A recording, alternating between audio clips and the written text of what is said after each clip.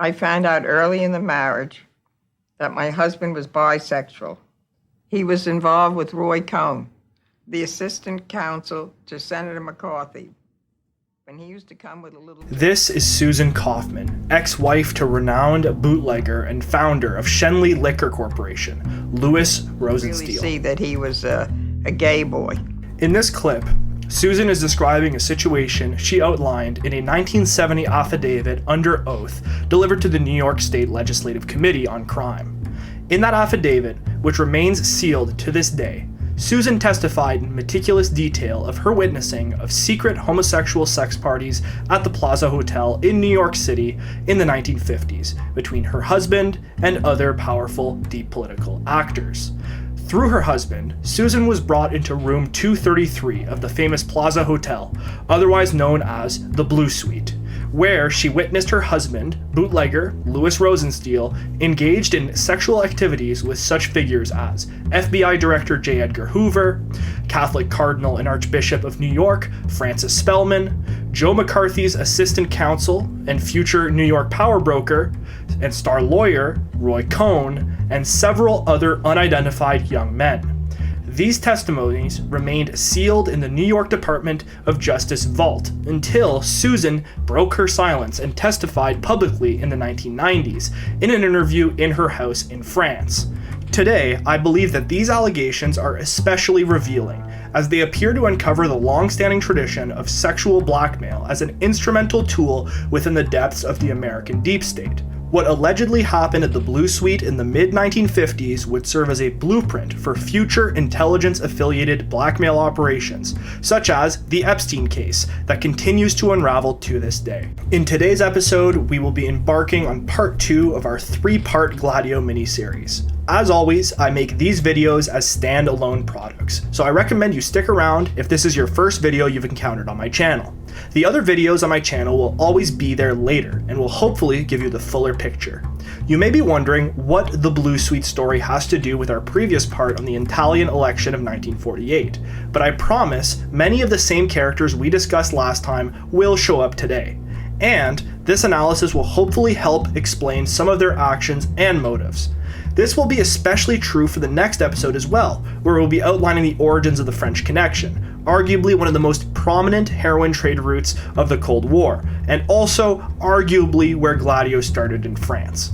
Furthermore, blackmail plays a key role in future Gladio operations across Europe, and is often an overlooked piece of this complex narrative.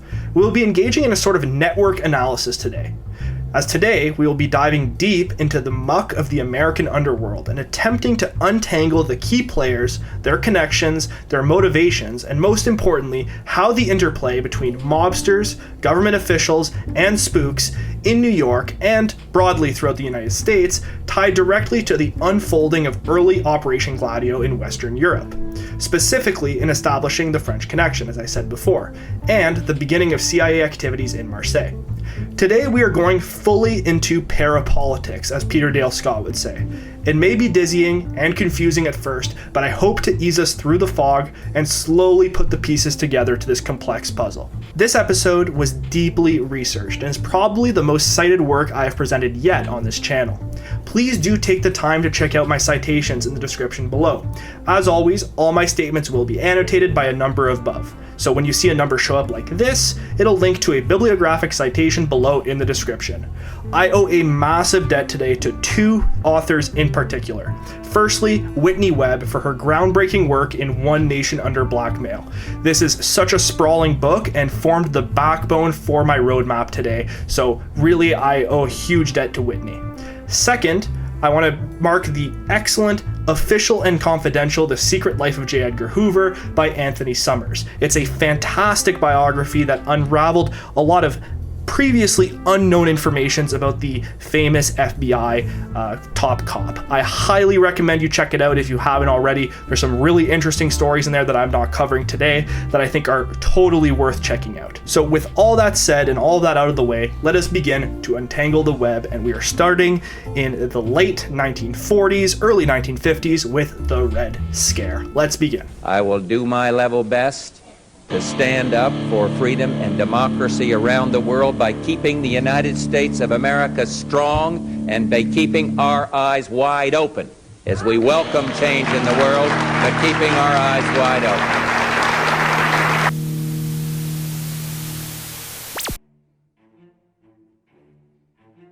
So, we are finally entering the 1950s, which I feel is significant, as we are finally changing decades from the 40s to now the 1950s.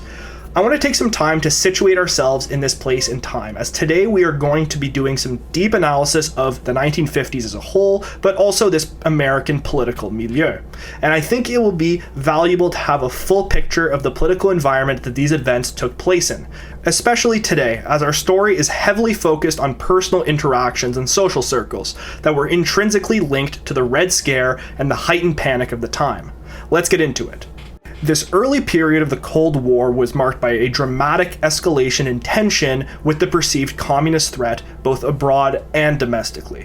While the CIA and later NATO began establishing secret underground armies in Europe in the late 40s and the early 50s under Operation Gladio, and other stay-behind organizations, stateside, the US was having its own reckoning with communist subversion in what would be known as the era of McCarthyism, or informally as the Red Scare. Panic ran rampant through American society, especially in the government bureaucracy, as communist subversives and Soviet moles were discovered in key areas of the federal government. This period, in the early 50s, saw the US government subjected to a series of trials and investigations, spearheaded most famously by one Senator Joseph McCarthy of Wisconsin. Before McCarthy went on his anti-communist crusade across the federal government, however, other similar inquisitions were taking place, headed by equally relevant characters to our story. The post-war Red Scare began almost immediately after the war's end, in January 1946, with a proclamation by FBI Director J. Edgar Hoover to a Catholic youth group in New York City, accompanied on stage by avid anti-communist Bishop Cardinal Francis Spellman of New York.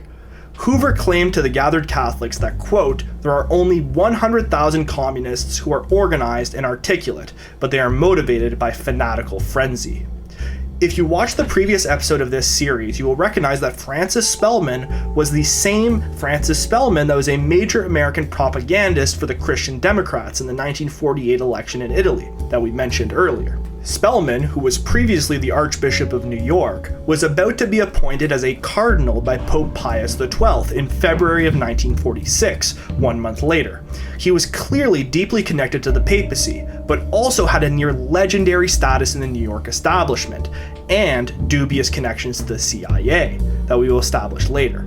J. Edgar Hoover would become a key instigator and prosecutor of communists within the United States, although much of the focus of traditional Cold War histories are on Senator McCarthy. But don't worry, we will get to him in time. Hoover and the FBI, on the other hand, represented the tip of the spear for domestic repression of leftist organizations and movements within the domestic United States.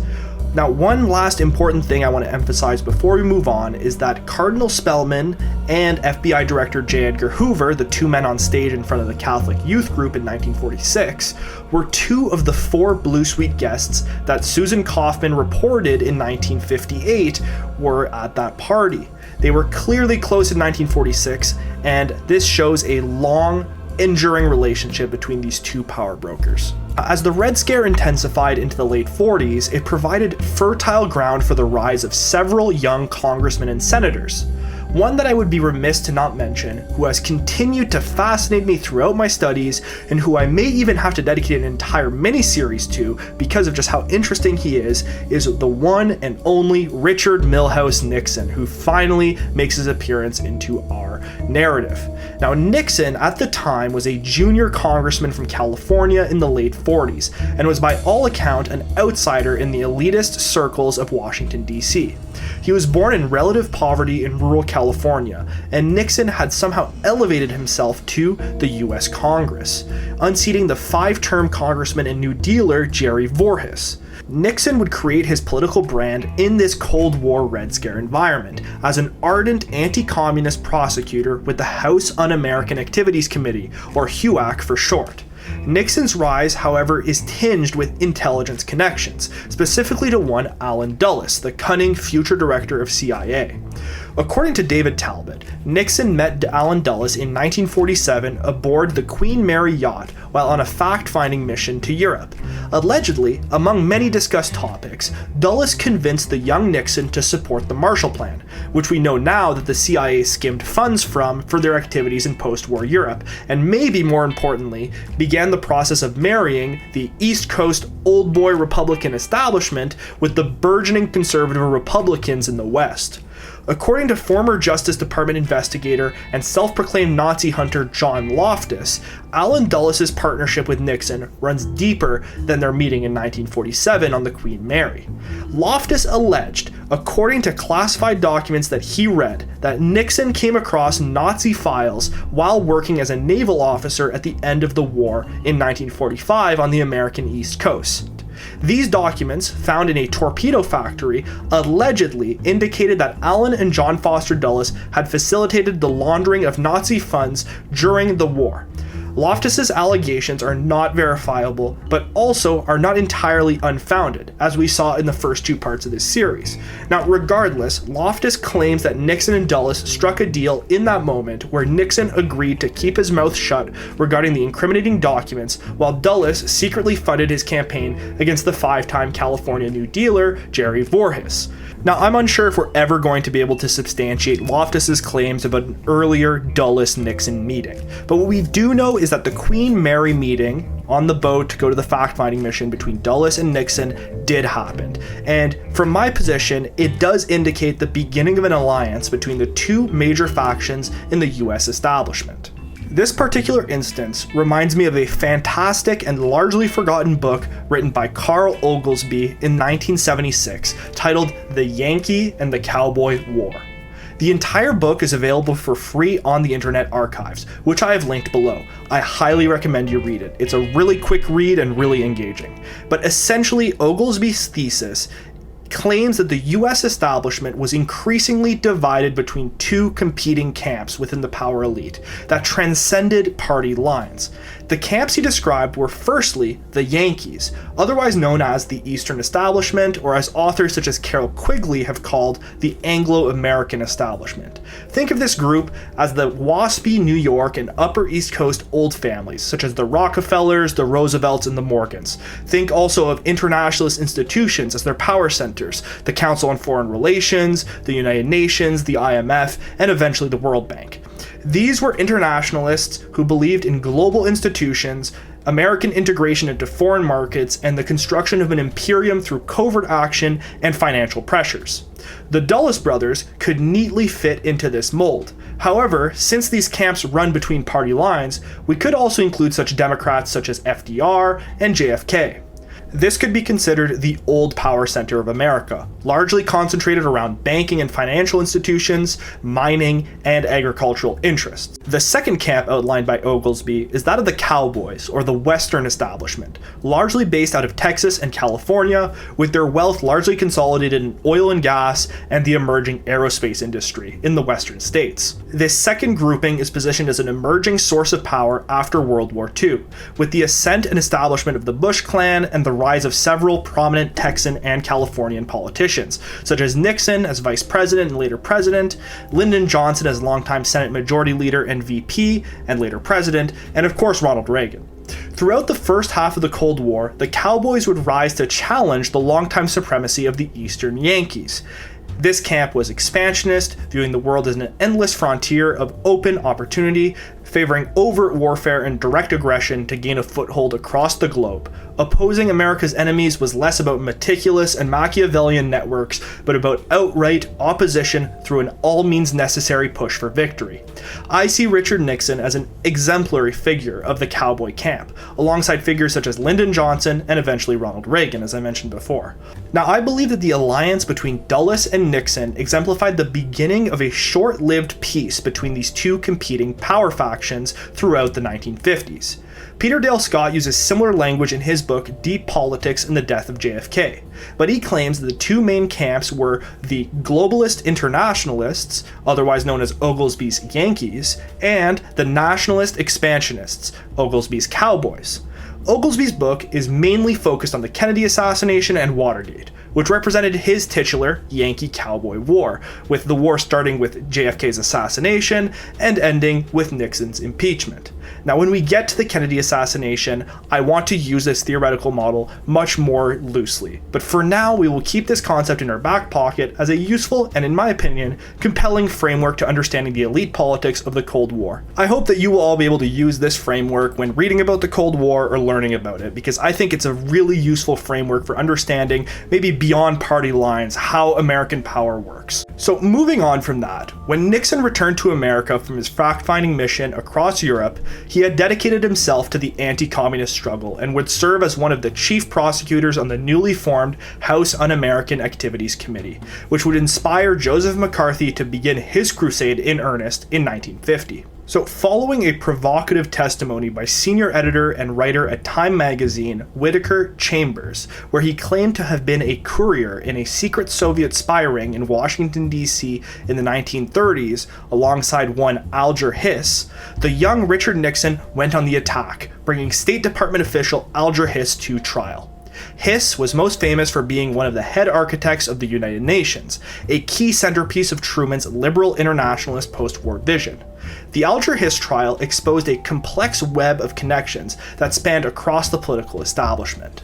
Firstly, Alger Hiss was a deeply respected member of the Washington establishment, graduating from Harvard and working diligently as a New Dealer in FDR's Foreign Service. Hiss's connections were transcendental of party lines, as he had been granted the presidency of the Carnegie Endowment for International Peace by John Foster Dulles in 1947, an influential internationalist think tank. The fog surrounding this case gets thicker when we look at Whittaker Chambers, the man who leveled the allegations against Hiss of being a communist agent. Chambers was a respected longtime collaborator for Time magazine, which was run by one Henry Luce, an arch-conservative who was close personal friends with Allen Dulles.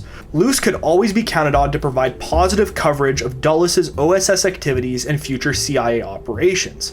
Luce's Time publication wrote a glowing article praising Dulles's treasonous Operation Sunrise Rescue, and would continue to praise the heroics of his good friend throughout his tenure as the head of Times.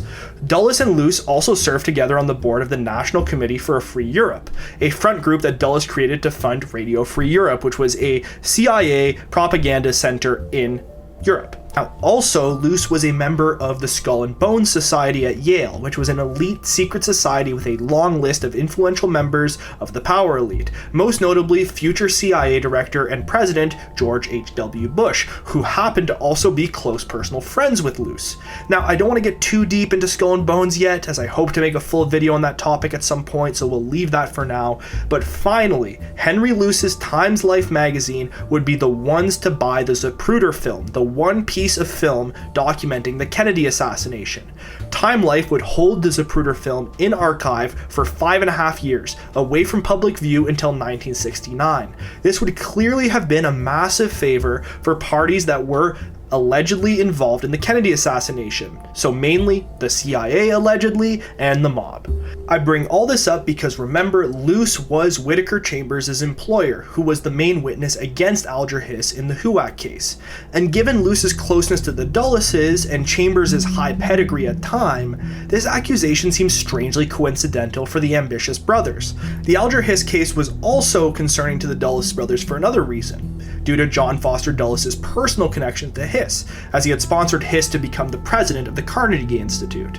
Hiss fervently denied all allegations of espionage or treason before HUAC.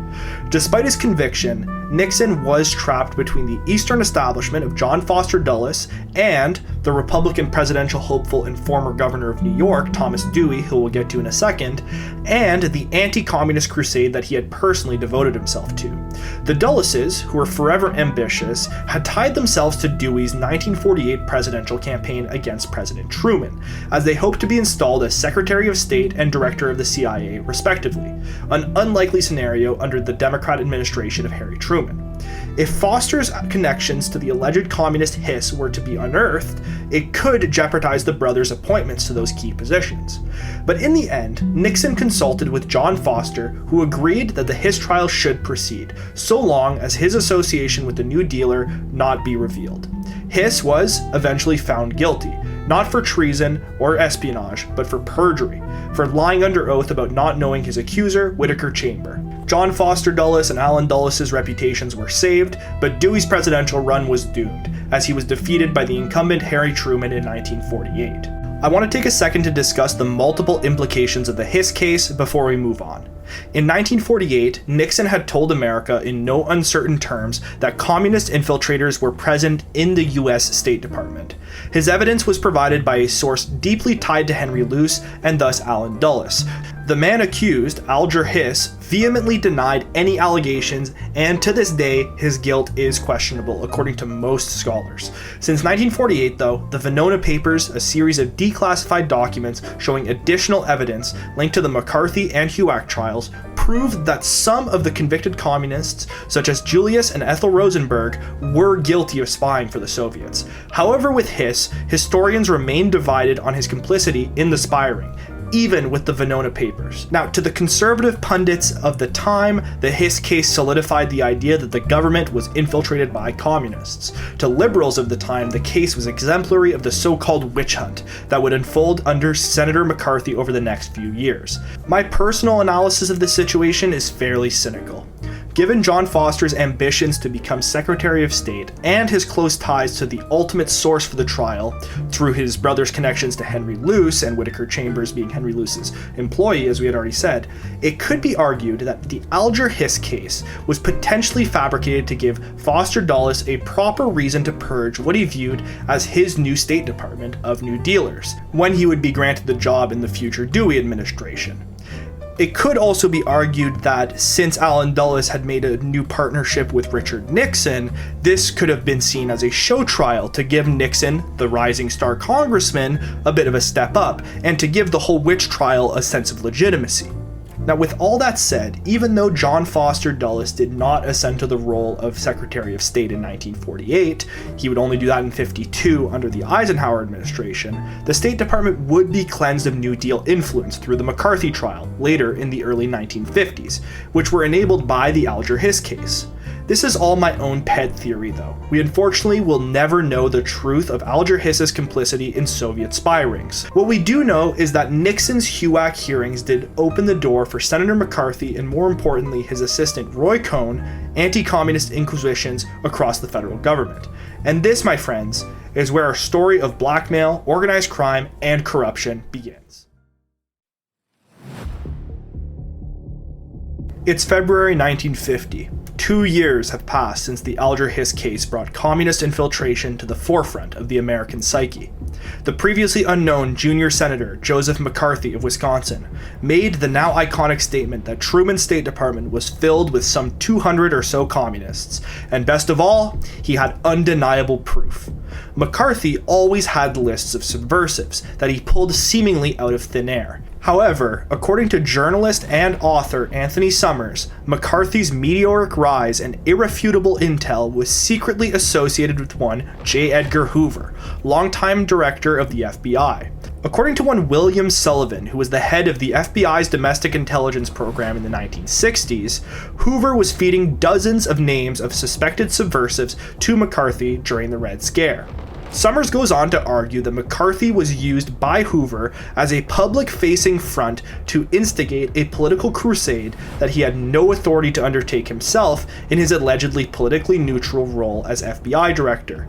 Author Peter Dale Scott takes this a step further by arguing that it was J. Edgar Hoover, with the help of bootlegger turned legitimate businessman and ex-husband of Susan Kaufman, Louis Rosenstiel, who had themselves created Senator McCarthy's entire witch trial. Scott states that Hoover's list of communist subversives that was meant to go to McCarthy was passed through U.S. Army intelligence first, and then subsequently leaked to the Jewish League Against Communism, which was a Louis Rosenstiel front group that then passed it along to McCarthy. This convoluted and roundabout delivery intrinsically linked the mobbed-up Rosenstiel with J. Edgar Hoover and the Red Scare. According to Whitney Webb, Louis Rosenstiel was a cunning but hot-headed operator and financier within mafia circles. He was cunning in the sense that he loved to secretly record his guests and used blackmail efficiently as any smooth operator does. He allegedly set up bugs across his liquor distilleries, even placing microphones in the bathroom stalls, according to some employees. A strange anecdote, which I have heard repeated often, is that Rosenstiel met with one Winston Churchill in the 1920s on a boat cruise in the French Riviera. According to Rosenstiel's obituary in the New York Times, Churchill, who by all accounts was a total snob, took the time to speak with the largely unknown Rosenstiel. Churchill tipped the young bootlegger off about the end of Prohibition in America and told him to, quote, prepare for the return of liquor sales in the United States. And Rosenstiel, like other former bootleggers, would become a useful ally to the deep operatives due to his dual allegiances between his organized crime past and his present legitimate front as an alcohol tycoon. He would remain a close ally to Hoover's and likely acted as Hoover's liaison and middleman to legendary mob boss Meyer Lansky's ear. Rosenstiel's bizarre connections to J. Edgar Hoover are multiple and staggering, and as we mentioned earlier, he was in the Blue Suite with Hoover and Cardinal Francis Spellman. My personal favorite connection, however, was that in 1965, years after the Blue Suite, Louis Rosenstiel and another bootlegger turned legitimate businessman, one Joseph Kennedy, father to John and Robert Kennedy, would together found the J. Edgar Hoover Foundation, a charitable foundation that was dedicated to the FBI chief. It is strange and fascinating how interwoven these worlds are. So in summary, Rosenstiel was instrumental in kicking off the Red Scare and emboldening McCarthy through his close ties to Hoover. But as we will see, another figure of the McCarthy trials who was also equally mobbed up would bring additional implications to this whole charade. For our episode today, however, it is not Senator McCarthy that we are most concerned about. It is instead his chief counsel, Roy Cohn. Roy Cohn is maybe the first character in this series that I am ready to give the title of Deep State Operator. His allegiances are shadowy and ever-changing, and his ability to traverse between the overworld of respectable politics and the shady underworld of organized crime and illegal activity allows him and his cohort a unique ability to influence power brokers and to be a political fixer, which is exactly what Roy Cohn, by all accounts, would become. Roy Cohn was born in New York City to Jewish parents. His father, Al Cohn, had been a New York Supreme Court justice and was deeply involved in Democratic Party politics in the city. The family's prestige and fall to infamy came from his mother's side, the Marcuses. His maternal grandfather, Joseph Marcus, had founded the Bank of the United States in the 1910s, which started as a small community bank in the New York Jewish community that had moderate success. According to Whitney Webb's research, the United States Bank had only 5 branches in 1925. That number would skyrocket through the late 1920s as Cohn's grandfather died and passed leadership of the bank to Cohn's uncle, Bernard Marcus. Between 1925 and 1930, Bernard Marcus would lead the bank into an aggressive expansionary period, going from 5 branches in 1925 to 62 in 1930. By 1930, the Bank of the United States was the 3rd largest in New York and was working on a potentially huge merger with Goldman Sachs-related banks in November 1929. However, in December 1929, only a month or so after Black Tuesday and the beginning of the Great Depression, rumors started spiraling around New York financial circles that Bank of the United States assets were not as safe as Bernard Marcus and the board at the bank were claiming. This spurred a massive bank run, with customers demanding their deposits and the bank being ultimately unable to fulfill the requests. Many, including the New York Times, claimed that the failure and subsequently revealed fraud of the Bank of the United States in January 1930 is what spurred the beginning of the bank run across New York, which would in turn really allow the Great Depression to set in. This event landed Bernard Marcus and his associates in prison and left a taint on the Marcus family, and by association, the Cohn family name as well. And this is Roy Cohn's background. The McCarthy chief counsel and deep state operator would embrace this reputation and work with America's legitimate power centers and underbelly to create one of the first successful blackmail schemes in the Cold War era. Now, while the HUAC and McCarthy-led Red Scare is commonly taught today in school, we often overlook the Lavender Scare that was being pursued during the same period. The Lavender Scare was a concerted effort to rid the American government bureaucracy and more broadly American society of homosexuals, specifically homosexual men, and the influence of homosexuality broadly. The rationale was that communists would potentially be able to use government actors' homosexuality as blackmail against them, painting gay government officials and employees as potential liabilities and security risks. In the 1950s, being accused as gay was almost equivalent in the public sphere to being accused of being a communist. Ironically, however, it was not the communists who abused the vulnerability of gay men in the US state apparatus. It was the men within that apparatus itself that used homosexuality, which was again a massive social stigma at the time, as a blackmail tool against each other. Now, for what reason? Why? I will posit some theories once we lay it all out, so stick with me. But before we get to it, ponder this. Was it wholly coincidental that all the men I'm about to cover all had serious allegations of being homosexual? All these allegations during a time when they were themselves accusing American bureaucrats of homosexuality, during a time when they themselves would have been exiled from polite society, their high-ranking jobs, and their social circles if any of these activities were revealed with hard proof. Think about this as I go through all this. Could there have been a higher purpose to these actions? I'll obviously get back to it later and share my thoughts, but for now, let's break it down. Now, starting with Roy Cohn, he was by several accounts a gay man. Whitney Webb outlines several instances of this behavior in her book, One Nation Under Blackmail, and so does Anthony Summers in his biography of J. Edgar Hoover. Now, maybe most compelling is Webb's meticulous transcription of correspondences between Cohn and another man that was, by almost all accounts, also gay, J. Edgar Hoover, in what is alleged to be their first correspondences ever, where Cohn is asking the FBI director for information on communist subversion in the UN. Hoover writes, and mind you, this is the first time these two grown men are talking to each other. Hoover says, quote, "Roy, are you trying to see me?" To which Cohn responds, "You're darn right I'm trying to see you. It's been rather difficult." Hoover then replies, "Whenever you want to see me, you just pick up the phone and ask for me. You'll be able to see me." And he proceeds to say, "Come on over." Firstly, this seems very strange for a first-time correspondence between two men, especially as Hoover uses Roy's first name, and they do speak fairly informally. On another level, this feels totally uncharacteristic for a conversation between two high-ranking government bureaucrats, especially the head of the federal police and the chief counsel in the McCarthy trials. Taking this alongside what I previously mentioned, the fact that Hoover was feeding names to Senator Joe McCarthy and had essentially helped create his entire campaign shows that Hoover and Cohn's relationship may have been much deeper than the McCarthy connection. According to Hoover's biographer, Anthony Summers, Cohn had gotten the job at the Justice Department through Hoover-affiliated contacts, and J. Edgar had gone so far to recommend Cohn to McCarthy and attended the celebration of his appointment. Cohn was appointed as chief counsel in the McCarthy team over another young Justice Department attorney, one Robert Kennedy, who would famously feud with J. Edgar Hoover throughout his political career.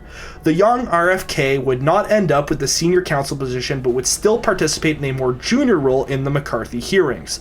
This closeness to Roy Cohn and exposure to the corrupt machinations of DC politics may have partially inspired RFK to take on his anti-mafia campaign later that decade. We'll never truly know. But what's really important here is that, for all intents and purposes, Hoover had created Cohn's career from thin air.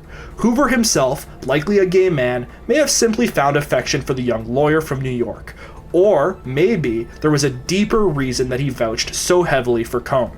Now, Roy Cohn is our fourth Blue Suite partygoer and was deeply connected to all of them through his law practice. To put this into perspective, as an attorney, Roy Cohn had as clients at different times Louis Rosenstiel, another Blue Suite partygoer, the former bootlegger turned legitimate booze merchant, and ex-husband to Susan Kaufman, the woman at the beginning of this video. Cohn was also very closely associated and represented for a time Donald Trump, and by many accounts was also his mentor. Roy Cohn could be associated with giving Trump the idea for his famous Art of the Deal, as Cohn operated on an intricate system of deals and blackmail, which he learned from his mentor, a childhood friend's father, Gene Pope Sr. Cohn was also the attorney for Francis Spellman, the Archbishop of New York and Cardinal of the Holy See, and as a reminder, one of the four powerful men in the Rosenstiel Blue Suite. According to Gene Pope Jr., Cohen's childhood friend, Cardinal Spellman was a critical power broker in mid-century New York, with Pope claiming that he had an ultimate say on who got appointed to bureaucratic roles in the city government. Rumors also spiraled that he was secretly gay. According to Cardinal Spellman's biographer, John Cooney, the churchman's homosexuality was essentially an open secret, with rumors of him seducing young altar boys spiraling around the community, and sources claiming that he had his favorite young priests. Spellman bragged about his ability to procure young boys from his diocese, and would often flaunt his homosexual escapades. This proclivity for homosexual relations was shared by his future lawyer and fellow New York power broker, Roy Cohn, who would be close to Spellman and intrinsically linked to the McCarthy trials, serving as his assistant counsel. I want to remind you all that Spellman was also very close to Hoover, who together legitimized Cohn and McCarthy's witch trials. According to Whitney Webb, Cohn was in charge of procuring the young men at these parties, which, with his closeness to Spellman, it would not be a stretch to deduce that he also had a role in this affair, given his closeness to young altar boys. Anyways, I'll let your imagination kind of put those pieces together. To add one final synchronicity to Spellman's story, in 1956, Cardinal Spellman ordained one Avery Dulles, John Foster Dulles' son and Allen Dulles' nephew, as a Catholic priest and later future cardinal, much later. The Dulleses were a Protestant family, and Avery, in a strange account, had a revelation to convert to Catholicism, which then turned into his lifelong priesthood thanks to Cardinal Spellman. Allen and John Foster were both working in the Eisenhower administration at this time, and by this point, Cardinal Francis Spellman was adjacent to many CIA activities in Italy. Important to keep in mind, strange coincidence or maybe not so coincidental, we will never truly know. Either way, this incident is indicative of how symbiotic these ruling ties and blackmail circles ended up being for the CIA men and the mobsters and power brokers. Now, J. Edgar Hoover had allegedly been compromised by sexual blackmail long before he met Roy Cohn in 1952. Countless historians and scholars have speculated that Hoover and his longtime second-in-command, Clyde Tolson, were gay lovers. Both men were lifelong bachelors, they traveled everywhere together, and were the fuel of gossip pages across the United States. Most notably for our story, however, as early as 1946, Hoover was the target of blackmail. Several sources have claimed that both James Angleton, the future head of counterintelligence for the CIA, and Allen Dulles' prodigy, and one Meyer Lansky, the brains behind the National Crime Syndicate, a nationwide criminal underground network, had in their possession compromising pictures of FBI Director J. Edgar Hoover receiving oral pleasure from allegedly his second-in-command, Clyde Tolson. It was electronics expert and CIA affiliate Gordon Novel who claimed that Angleton had showed him the compromising photos of Hoover in 1967. According to Novel, Angleton showed him the compromising pictures of Hoover to prove that he was not all-powerful in his orders to stop the lawsuit that Novel was pursuing against JFK investigator Jim Garrison. There was also John Weitz, a former OSS officer who alleged to have been shown the photos of Hoover by Angleton at a dinner party he hosted in the 1950s. Angleton identified the two men in the photo as Hoover and his deputy Clyde Tolson. Hoover's homosexuality was such an open secret around Washington, D.C. power that Allen Dulles' mistress, Mary Bancroft, even called him that Virgin Mary in pants, referring to Hoover's female name, Mary. This is actually the same name that Susan Kaufman, wife to Rosenstiel and Blue Suite whistleblower, reported Hoover being called at the orgies she witnessed. As for Meyer Lansky's possession of the photographs, authors such as Whitney Webb are divided as to whether Angleton gave the photos to Lansky or if Lansky gave the photos to Angleton. The important thing to note here is that if we are to take these allegations at face value, and I still feel like I need to insert an allegedly here, so allegedly the CIA and the mob worked together to blackmail the highest rungs of the FBI. Therefore, this clearly displays that the CIA and the mob had shared interests, which throughout this series we have shown to be the free flow of narcotics, specifically heroin at this point, throughout the United States and the continued activity of the mob. This compromising blackmail gave both organizations a weapon against the FBI to maintain the free activity of organized crime and the continued flow of narcotics. As we will see later, the Federal Bureau of Narcotics, or the FBN for short, the predecessor of the modern DEA, which would have been the other major authority involved in intercepting drug trafficking alongside the FBI, was largely complicit with the CIA and the Mafia in allowing the crime syndicates to continue their domestic operations. We'll touch on that in a bit, but my point here is that the CIA and Mafia together coerced the FBI to turn the other way. So I guess it's finally time to return to Susan Kaufman's allegations that we highlighted at the beginning of this episode. So to recap, Susan Kaufman, ex-wife to former bootlegger Louis Rosensteel, claimed that her husband, who let me remind you was obsessed with bugging rooms, brought her to the Plaza Hotel in 1958 in room 322, otherwise known as the Blue Suite.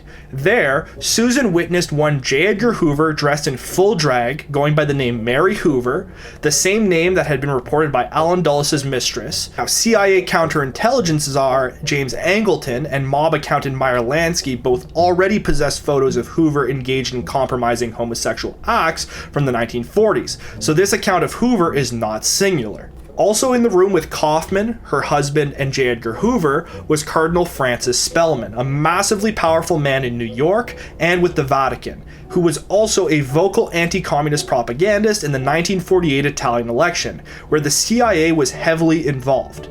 The fourth man in this orgy was allegedly one Roy Cohn, J. Edgar Hoover's protege and Rosensteel and Spellman's attorney, and the chief legal counsel in McCarthy's witch hunt. Roy Cohn had also been caught by Susan Kaufman in bed with her at the time husband Louis Rosensteel before he dragged her to the Blue Suite in 1958. She remarked that this was not normal behavior for a lawyer and his client. Cohn was also allegedly the one who procured the young men who were running around the Blue Suite as well. He was clearly at the center of this web in some way, and his continued closeness to the New York power elite, the Nixon and Reagan administrations, and future President Donald Trump would raise questions about further blackmail throughout these elite political circles. Well, now that we have painted this picture, and the players are all out in the open, I want to ask one final question. Who is blackmailing who? I personally have two answers. Firstly, in my opinion, and this is the boring answer, but it appears that the main target here is J. Edgar Hoover. His FBI largely looked the other way while the Mafia grew to a staggering level of power in the United States, and by all accounts, mobsters such as Meyer Lansky owned Hoover. But this does also raise my second answer. What if they were all blackmailing each other? Look at it this way. If each powerful member of this elite circle has dirt on each other, wouldn't that make them all infinitely loyal to each other? One cannot be the weak link in this type of arrangement, as using the blackmail against each other ultimately compromises the blackmailer themselves. Thus, we get into a weird situation where the blackmail is not so much active, but it is passive. By participating in the Blue Suite orgies, these men were binding themselves together on a common mission.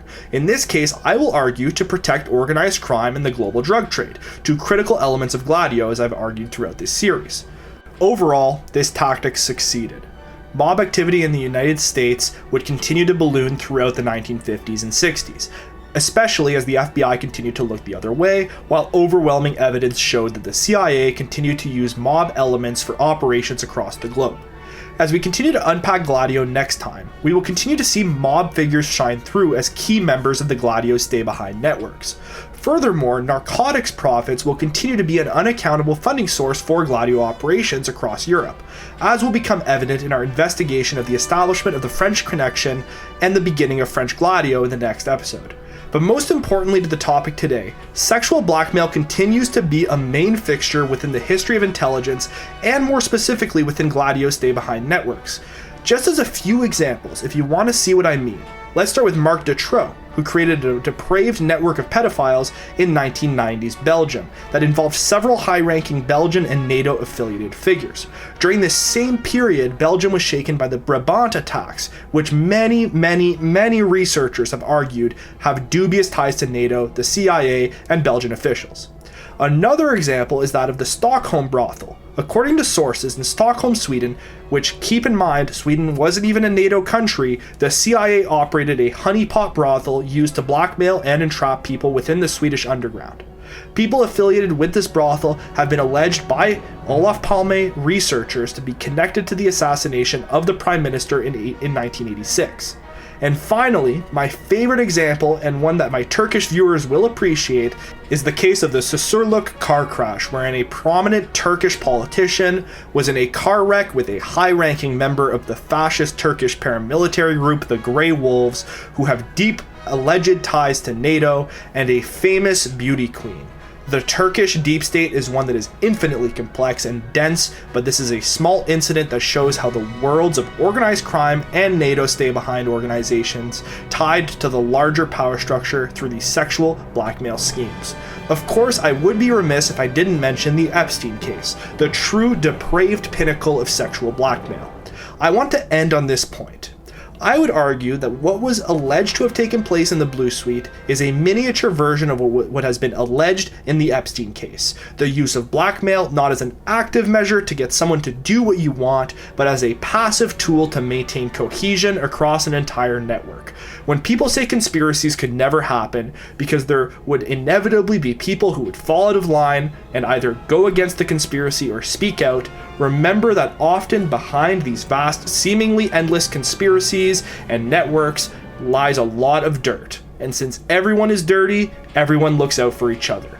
As we will see in the last section of this video, the characters buzzing around this Blue Suite circle had some helpful CIA and Federal Bureau of Narcotics allies, especially the man we will be ending this episode with. Before we end today's episode, I want to return to one character that we briefly discussed in the previous episode that I believe is vastly overlooked when discussing the history of the CIA. Until I started researching this series, I had never heard mention of this man. But since reading more about his exploits and his position within the Cold War intelligence environment, I believe that breaking down George Hunter White's early career as an agent in the Office of Strategic Services, the Federal Bureau of Narcotics, and the CIA will provide a good capstone to today's winding and dizzying episode. So, let's do a quick fire round of George White's career until 1950. George White's crisscrossing between American mafia circles and three-lettered agencies earned him the title of Mr. Deep Politics from Peter Dale Scott, and I don't think that this is unwarranted. We first discussed George White in connection to infamous Sicilian-American mob boss Lucky Luciano's cooperation with the federal government during World War II, under Operation Underworld. I continue to come back to Operation Underworld because this moment where Luciano was employed by the Office of Naval Intelligence to help the Americans secure the docks and invade Sicily was really the moment that the door opened between government and organized crime. And to put this into perspective, the door never really closed again. The American mafias and the security state would continue to intermingle until they essentially became indistinguishable from the agencies they served into the 1980s and beyond. I really think Iran-Contra was really a turning point for that, but we'll get to that much later. So as I previously mentioned in the last part of this series, George White was best known for being instrumental in liaising with Lucky Luciano in prison under Operation Underworld and securing his extradition to Italy. While he worked for the Federal Bureau of Narcotics, White approached Governor of New York, at the time Tom Dewey, to extradite Lucky Luciano to Italy in 1946 as a reward for his service to the war effort. Yes, this is the same Thomas Dewey that the Dulleses would attach themselves to for his doomed 1948 presidential campaign against Harry Truman. Thomas Dewey had actually locked up Lucky Luciano in the first place in 1936 when he was still a US state attorney. Strange that Dewey would be swayed to release the prisoner that had gotten him so much fame as a prosecutor of organized crime in the 1930s. Well, Whitney Webb and other authors have pointed to an interesting investment opportunity that Dewey takes part in the 1950s. Dewey invests into the obscure Mary Carter Paint Company, which throughout its existence would be rumored to be a CIA and mafia front company. Dewey's investment would mature nicely as Mary Carter Paint Company would eventually be renamed to Resorts International, based in the Bahamas, and would come to own several high-profile casinos and resorts. Resorts International was also intrinsically tied to Castle Bank and Trust, a Bahamian bank which was very likely a CIA shell bank, due to it being founded by one Paul Helliwell, the man who allegedly established Operation X and directed the opium flows from the Golden Triangle during World World War II, as we saw in episode 3 of this series that has been age restricted. Funny, right? Mary Carter Paint Company and later Resorts International would likely become a key money laundering vector for the mafia. Castle Bank and Trust, on the other hand, could be its own video on its own due to its depth of its ties, but sources allege that the CIA used Castle Bank and Trust to fund their illegal operations specifically in Southeast Asia and Latin America. Now, one last interesting note here before we continue with George White. Resorts International would briefly be owned by one Donald Trump in the 1980s in another strange synchronicity, especially given Roy Cohn's closeness to both Lansky, who is rumored to be behind Resorts International, and Donald Trump. Trump acquired the company in 1986 and Cohn died the same year, and Lansky was also dead by that point, but it's nonetheless an interesting turn of events.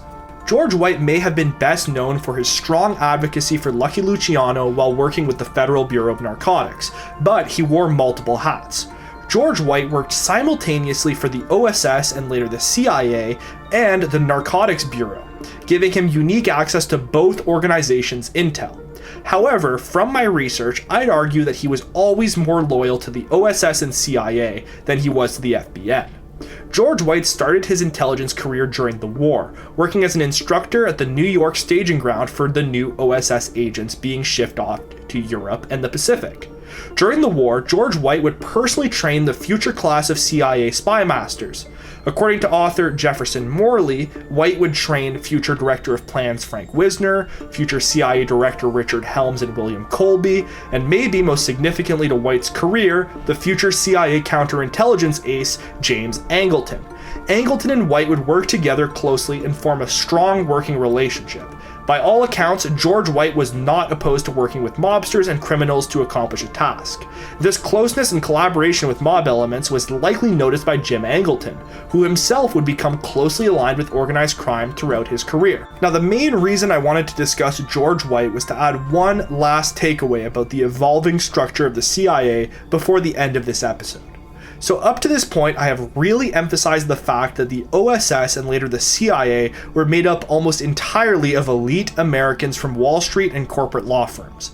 Although this is largely true for the early OSS and the first years of the CIA, as the agency grew and its mandate shifted, and in my opinion it grew closer to organized crime, the cohort of CIA agents began to resemble two broad groups. The first group, which we will call the spies, were the classic Yale and Harvard old boys from the OSS. The Jim Angletons, the Alan Dulleses, and the Richard Helms. These elite men were the executive class of the CIA and were the primary decision makers and planners. Think of them as the senior management of the agency, as some call it the company. Well, as operations got rougher and the operational needs of the agency evolved, a second class of CIA employees began to emerge, of the likes of 5'7", 200-pound former narcotics detective George White. We will call these the operators.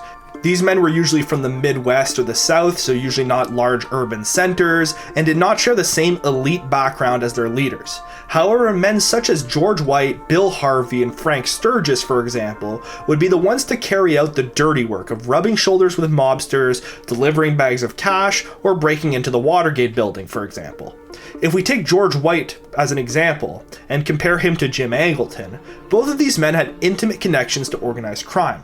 Just these connections would manifest themselves in different ways.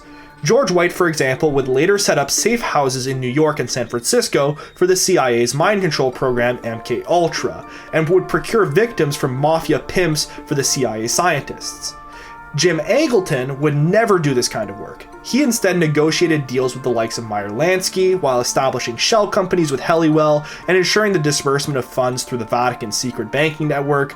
These two sets of CIA roles were equally critical to the agency's plans, but attracted two very different crowds. Throughout the CIA's history, we will see these two camps come together in operations, but also clash in moments of miscommunication or misunderstanding. Now, before George White was recruited in 1952 to work on Operation Midnight Climax, which was an MKUltra project, he worked with Joseph McCarthy on the committee investigating communist influence in the State Department in 1950. And that same year, White was also present on the Kefauver Committee, which was a Senate committee investigating the influence of organized crime in the United States. named after Senator Estes Kefauver. On both of these committees, White performed his role as an operator. It is unclear what his role exactly was with McCarthy, but my pet theory is that he was a CIA attaché within the Red Scare.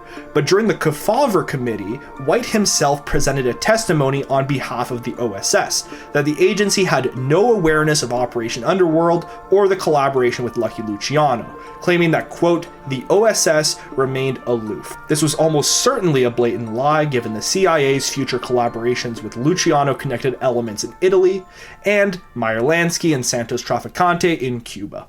So the reason I wanted to rapidly go over George White's biography was because I believe that his journey displays the CIA's total integration into the mob, the Red Scare, and this early narcotics network.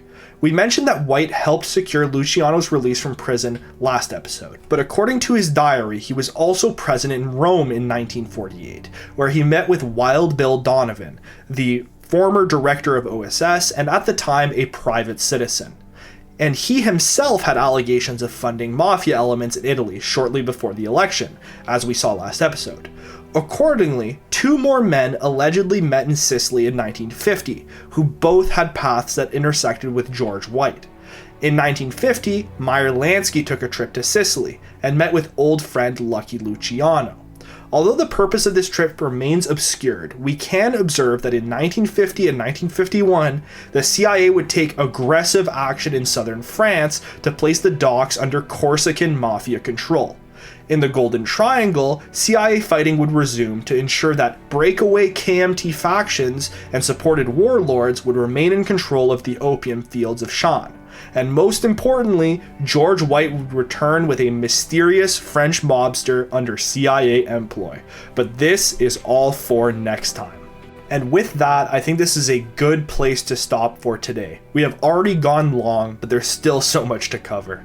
As I have hinted at throughout this episode, our next part will cover the establishment of the French Connection, the shift of global heroin flows away from Sicily and towards arguably the most famous and prominent trade route of the early Cold War, the Marseille-French Connection. This will all be linked to the establishment of early Gladio forces in France, the beginning of the Gladio stay-behind in that country, and everything associated with that. We're going to be encountering mafiosos as always, but also more former Nazis, crooked cops, and most importantly, devious CIA agents. Thank you all so much for watching. As always, this channel has absolutely blown up since the last part of this series, and I want to thank you all so much for the outpouring of support. I want to most humbly state that I have added a Patreon to my account. If you wish to support my independent coverage of these events, it would be infinitely appreciated. I do not make a single cent off of ad revenue, and I am fully independent. Any amount helps to pay the bills and shows your support to my craft. By joining my Patreon, I will give you access to my exclusive Discord server, where fans of the channel content can discuss theories, video topics, and where I can connect with you on a more personal level. I hope to be able to offer more perks in time through Patreon, but for now, it is simply a way to show your appreciation for my work. Maybe a few smaller things will be added shortly, we'll see. Finally, as always, a like on this video goes a long way in the algorithm if you did enjoy this video, and believe it or not, at the expense of my mental health, I still read all the comments down below. I do generally enjoy hearing your feedback and your respectful and well-meaning comments. Please keep it civil down there, it really helps me out.